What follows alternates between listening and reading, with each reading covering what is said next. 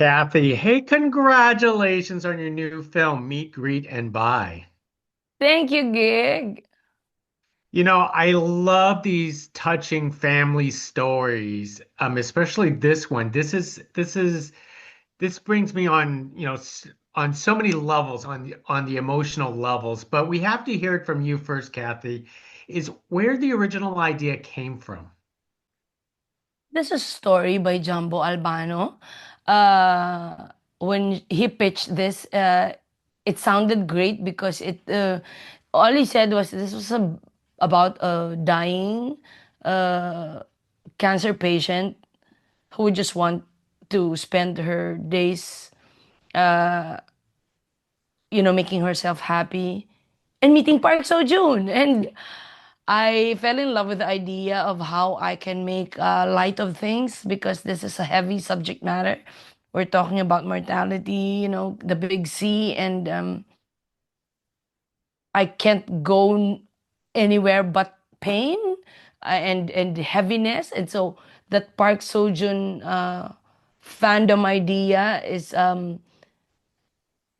a great avenue to make it lighter and give you a little giggle and maybe a laughter here and there. I was going to ask you is how do you balance, the humor and the seriousness of a film like this? Like how do you pinpoint like how to break it into the audience?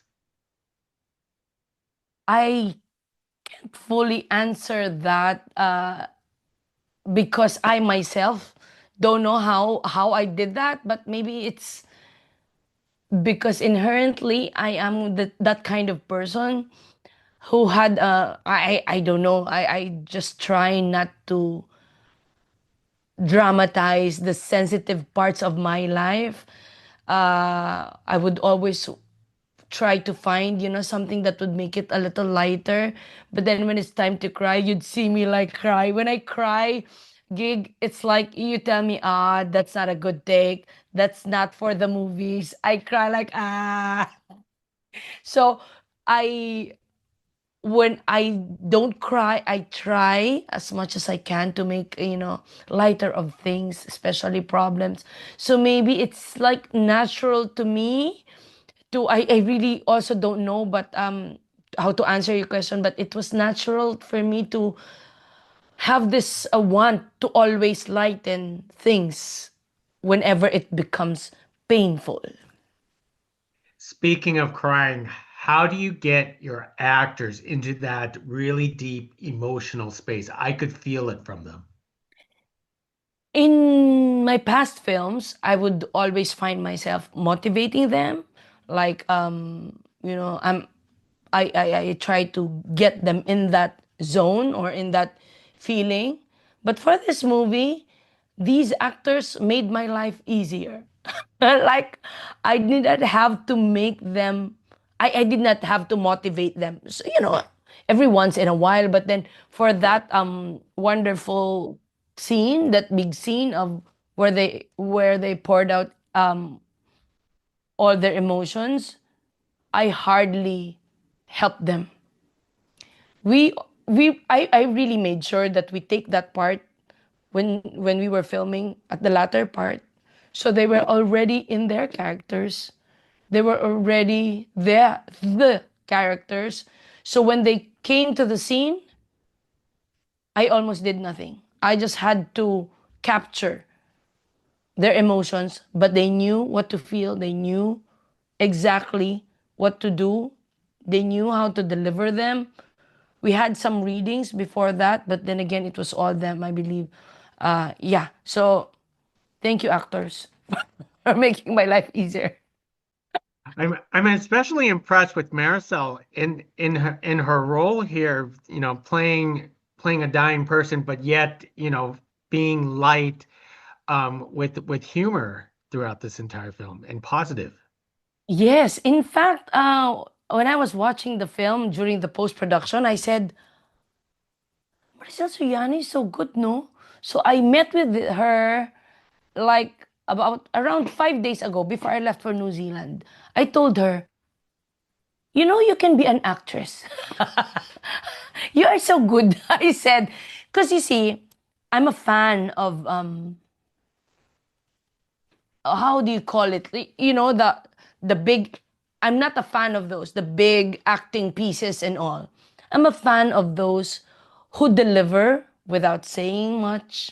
You know, the you know, little expressions. So Marisa Soriano shown so well in this film. One that I would also commend was Bel Mariano. Bel Mariano, if when you watch the film, you would understand why.